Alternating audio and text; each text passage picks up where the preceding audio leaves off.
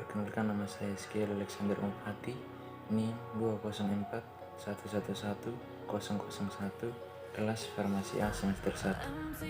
Pada saat ini saya akan membawakan materi tentang titik lele. Untuk yang pertama yaitu pengertian titik lele. Titik lele adalah temperatur di mana zat padat berubah wujud menjadi zat cair pada tekanan 1 atmosfer. Dengan kata lain, titik lele merupakan suhu ketika fase padat dan zat cair sama-sama berada dalam kesetimbangan. Dalam menentukan titik lele suatu zat, adapun faktor-faktor yang mempengaruhi cepat atau lambatnya zat tersebut meleleh. Yang pertama, ukuran kristal. Yang kedua, banyaknya sampel. Yang ketiga, pengemasan dalam kapiler. Untuk materi berikutnya yaitu alat dan bahan.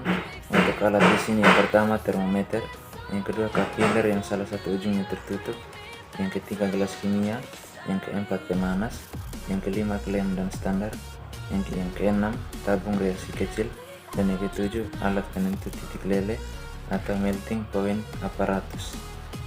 Untuk bahan yang digunakan, yang pertama parafin, yang kedua zat yang ditentukan titik lelenya yaitu asam salisilat.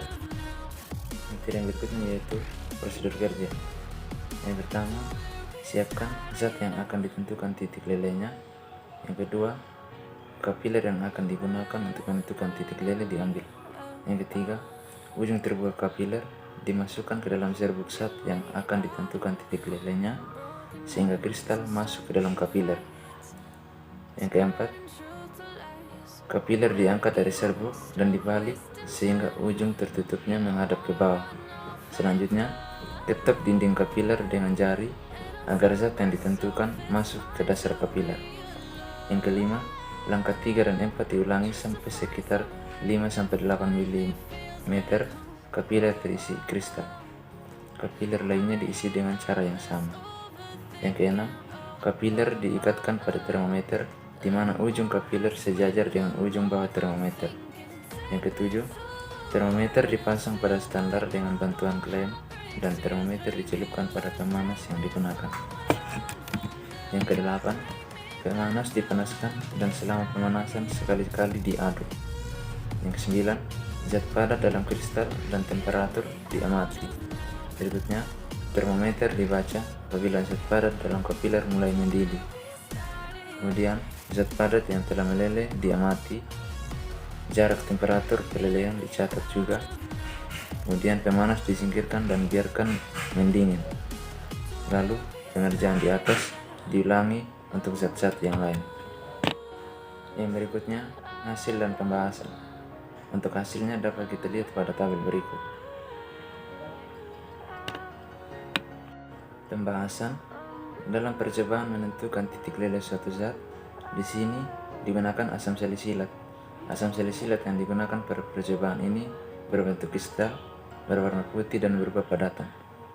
Berdasarkan teori, titik leleh asam salisilat adalah 159 derajat Celcius. Dari percobaan yang dilakukan dengan menggunakan alat melting point apparatus, pada percobaan didapatkan suhu awal asam salisilat adalah 162 derajat Celcius. Asam salisilat mulai meleleh pada suhu 200 derajat Celcius serta didapatkan dalam keadaan meleleh sempurna pada 204 derajat Celcius. Jarak yang didapatkan adalah 200 derajat Celcius sampai 204 derajat Celcius dengan jarak sebesar 4 derajat Celcius. Faktor yang mempengaruhi rentan titik leleh di atas antara lain kemurnian dari zat yang digunakan dalam percobaan menentukan titik leleh.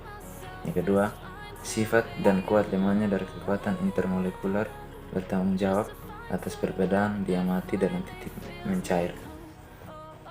Kesimpulannya, yang pertama, titik leleh adalah temperatur di mana zat padat berubah wujud menjadi zat cair pada tekanan 1 atmosfer. Yang kedua, titik leleh bertambah dari kiri ke kanan dalam satu periode dan bertambah dari atas ke bawah dalam golongan transisi. Yang ketiga, pengaruh ikatan hidrogen dan perubahan tekanan terhadap titik leleh tidak begitu besar.